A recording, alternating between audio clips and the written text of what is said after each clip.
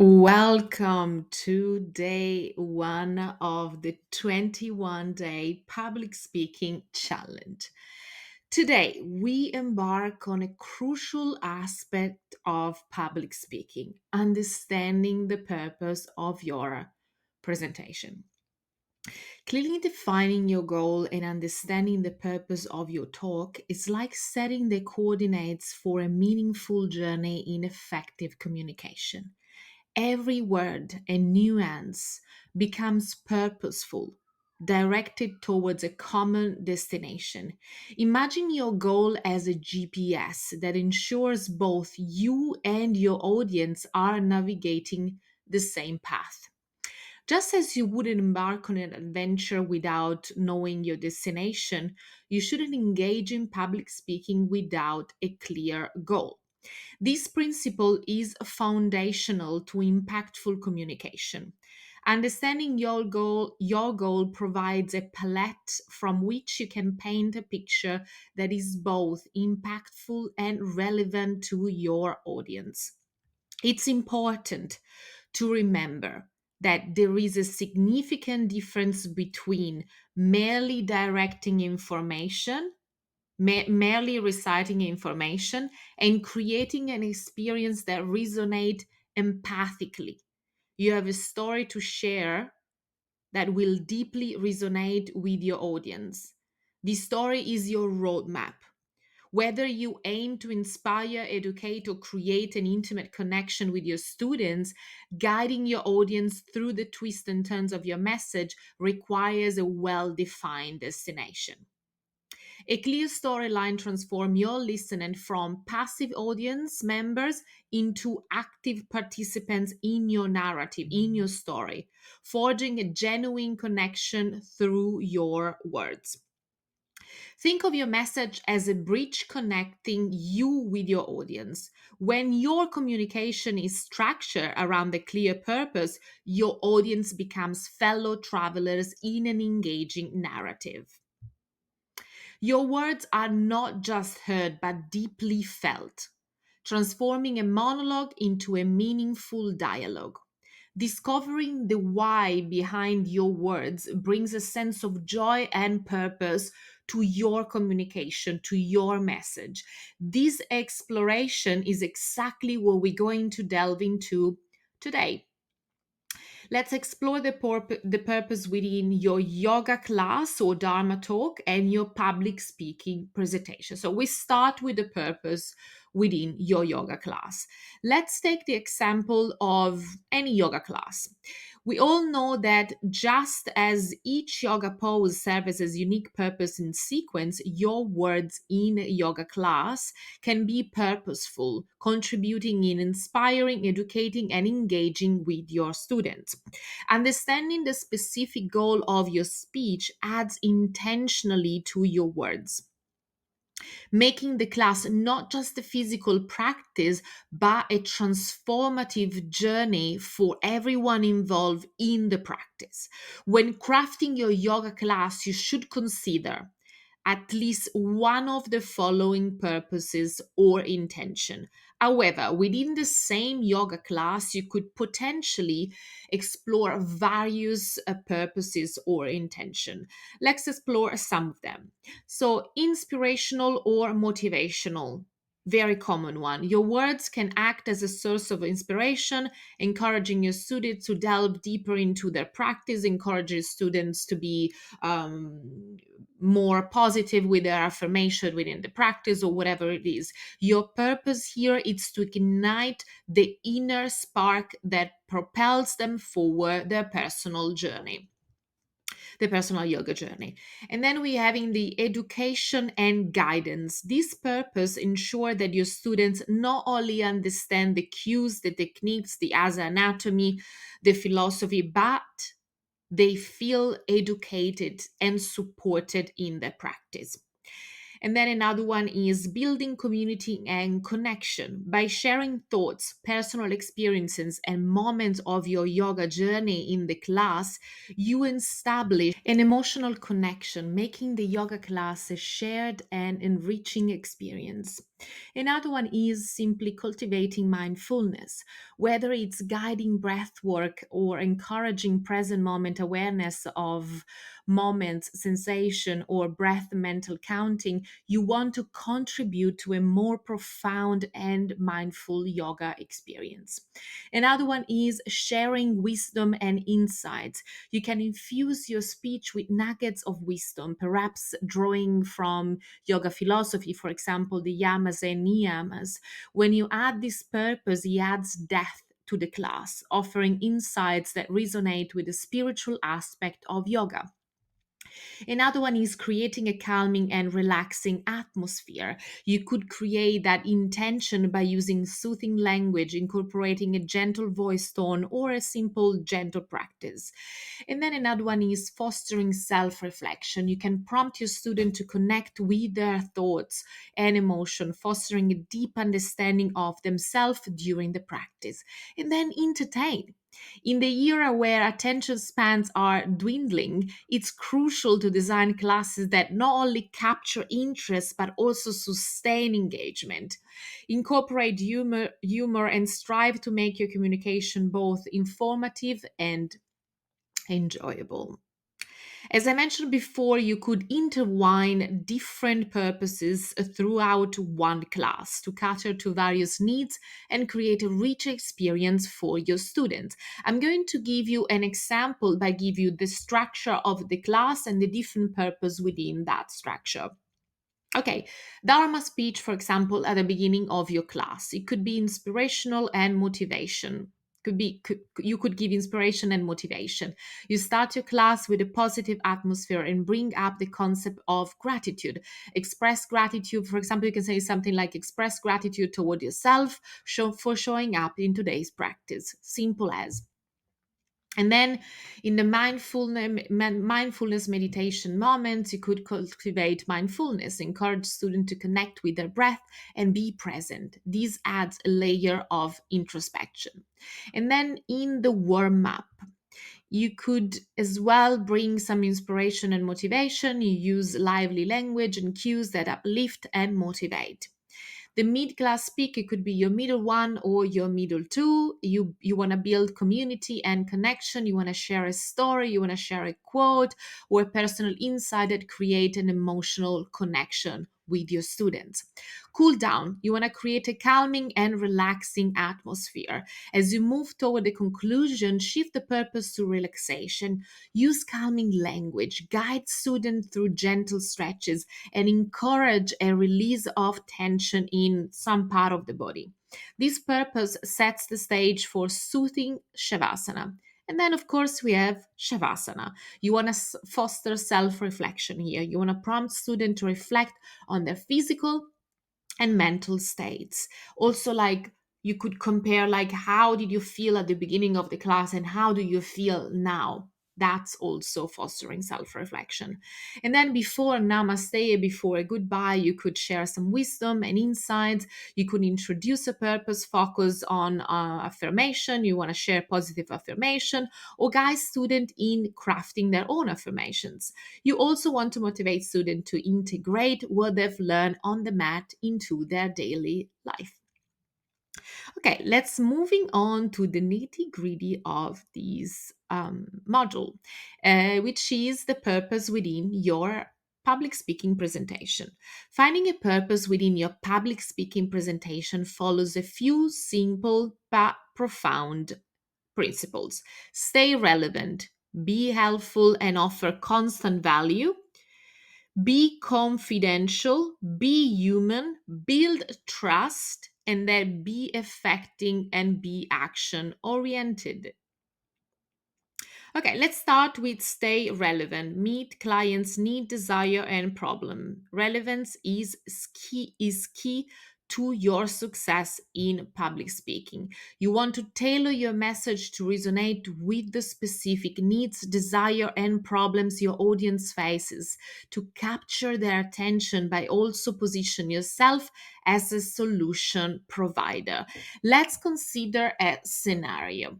You are a yoga teacher and you offer yoga to corporate people with sedentary lives and high levels of stress due to constant deadlines.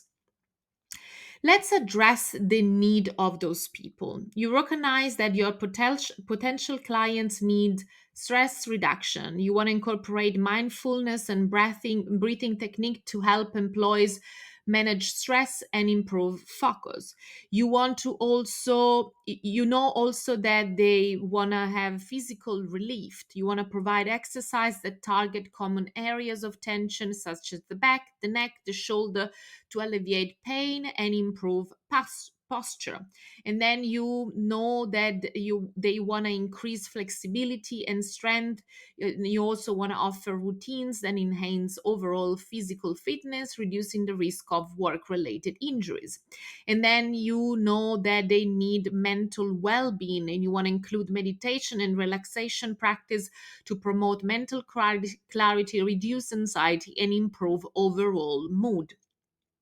Also, you know that they need a flexible schedule. You might want to implement a schedule maybe before work or in the lunchtime or after work. What are their desire? Well, they might be aspiring to increase productivity at work. They want to improve confidence in their work, and they want to improve their positive work culture. And what could be their problem? Well, the problem is, of course, the sedentary life. So they stay seated all day. And of course, it could be like back pain, especially on the lumbar, the neck pain, and the lack of energy. By tailoring your yoga service to directly address the needs, desire, and problem of your potential corporate client, you make your public speaking presentation highly relevant and purposeful to their unique situation. This client centric approach not only captures their attention but also positions your service as an holistic solution. It demonstrates that your approach to yoga offers a comprehensive solution that aligns with their need, goals, and the specific challenges they face in a corporate environment. Point number two: offer constant value, be helpful, and build solid relationship. Building lasting relationship is contingent on consistently providing value. Your public speaking engagement should be an opportunity to reach and assist your audience. Be By being genuinely helpful, you cultivate trust and strengthen connection. Let's explore a practical scenario illustrating the principle of offering constant value, being helpful, building solid relationship through public speaking. Scenario: you are an entrepreneur offering workshop about time management to entrepreneurs and managers. How do you offer constant value? During your presentation, you provide actionable strategy tailored to different professional roles. You offer a comprehensive toolkit that includes practical technique, relevant tools, and real life examples. How do you be genuinely helpful? Throughout your presentation, you encourage audience interaction. You open the floor for question. You actively listen to their concern and provide on the spot advice. You might even share additional resources such as templates or guides that complement your spoken insights. You want to build solid relationship. How do you do that?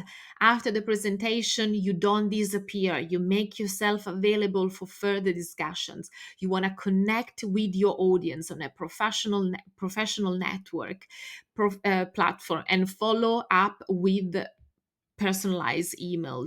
You might even offer a free consultation to delve deeper into individual challenges. You could say something like this: thank you all for being part of today's session. I'm here to continue the conversation. If you have further questions or would like to discuss how those strategies apply to your specific situation, feel free to connect with me on LinkedIn, on whatever platform you decide.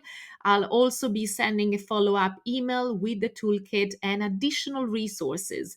And for those interests, I'm offering complimentary consultations to delve deeper into your unique time management challenges. You see how well detailed and well structured is to tailor there and to offer constant value. By consistently provide value, being genuinely helpful and extending your availability beyond the presentation, you transform a one-time interaction into a lasting relationship. Point number three, be confidential, which also means translating is giving personalization. Acknowledging the uniqueness of each client or audience member is crucial to personalizing your communication and creating a sense of confidentiality. Demonstrating a deep understanding of their individual challenges and aspiration reinforce the personalized touch that distinguish you and your offerings in a competitive landscape. Let's explore a practical example of how a yoga teacher can apply the principle of being confidential and offering personalization to create a unique experience for each client. The scenario is you want to offer a personalized yoga session for stress management. What does it mean to be confidential? Before the first session, before the class, you want to conduct a private consultation with each client to understand their individual needs, preferences, and any specific concern related to stress. This initial meeting is confidential, creating a safe space for the client to share personal information.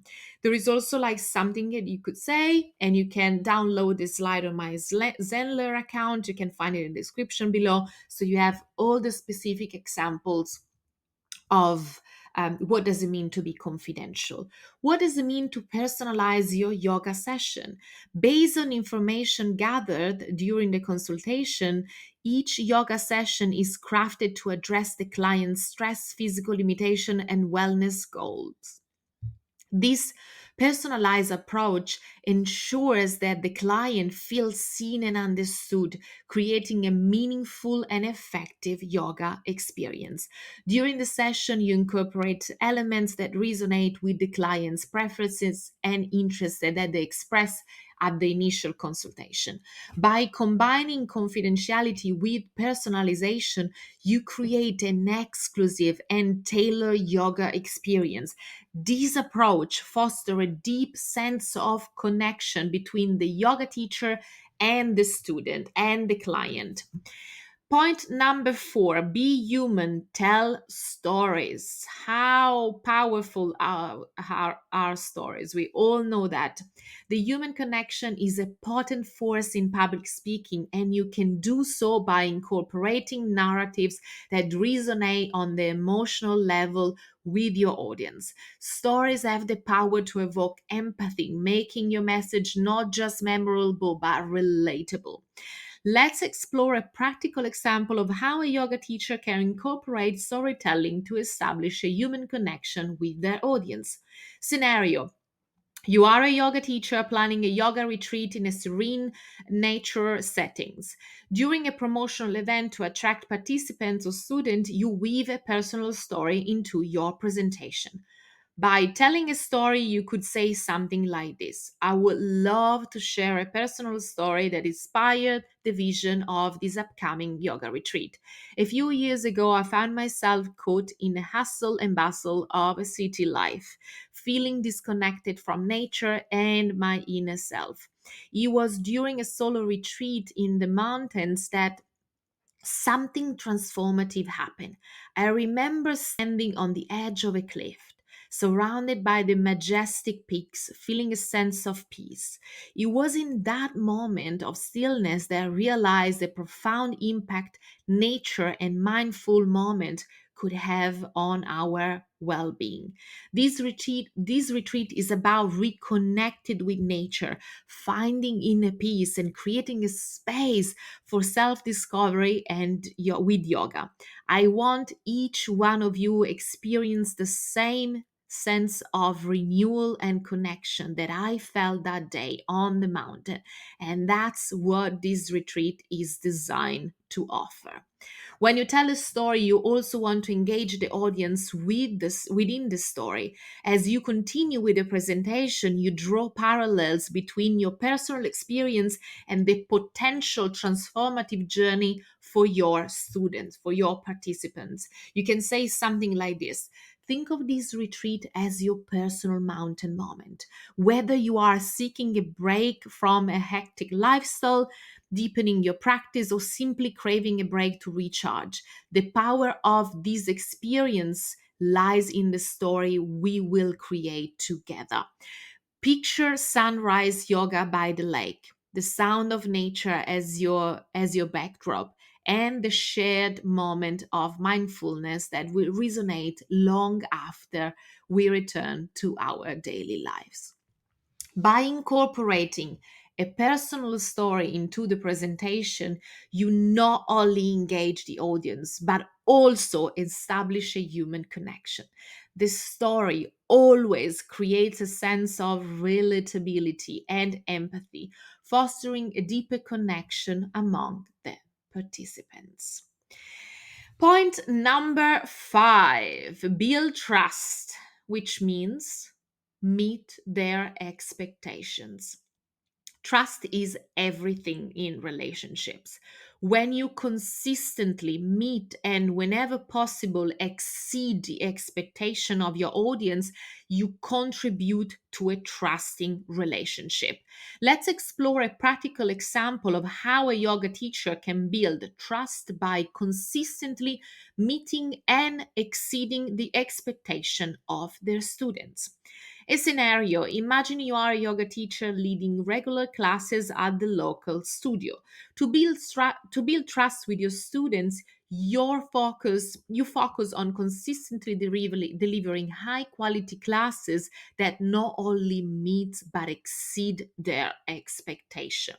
You consistently you want to be consistent in your class experience. Each class you lead is designed to provide a consistent and reliable experience. You maintain a well thought out structure, ensuring that students know what to expect in terms of sequence, the tone of voice, and the manners. This reliability creates a sense of comfort and predictability for your students. The quality of instruction. You place a strong emphasis on the quality of instruction. You want to have a clear and concise cues, modification for different levels, and a keen awareness of your students' needs contributes to a positive learning environment. By consistently offering a high level of instruction, you meet the expectations of both beginners and experienced practitioners. Responsive to feedback, super important. That's when we learn, that's when we improve the skills as a yoga teacher.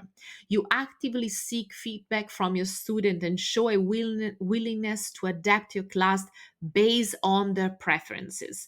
This responsive demonstrate that you value their input and you are committed to create an experience that aligns with their expectation. You also want to occasionally surprise your student.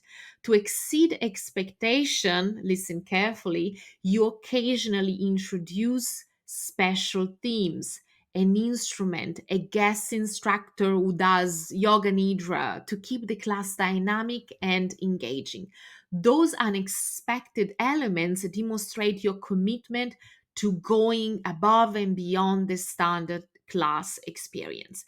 By consistently meeting and occasionally exceeding the expectation of your student, you build trust within your yoga community. Last point of today: be effective, be action oriented. Ultimately, the effectiveness of your public speaking lies in the ability to prompt an action. You should always use public speaking to inspire action aligned with your goals. Whether you encourage clients to join program, returning for more classes, or implementing a discovery within a yoga class, every word should drive purposeful action. For example, if you want to if you want to promote a new asana sequence, your goal is to invite students to participate in the sequence. Similarly, for a meditation practice, if you just build a meditation practice sequence, the goal is to encourage participants to join the session.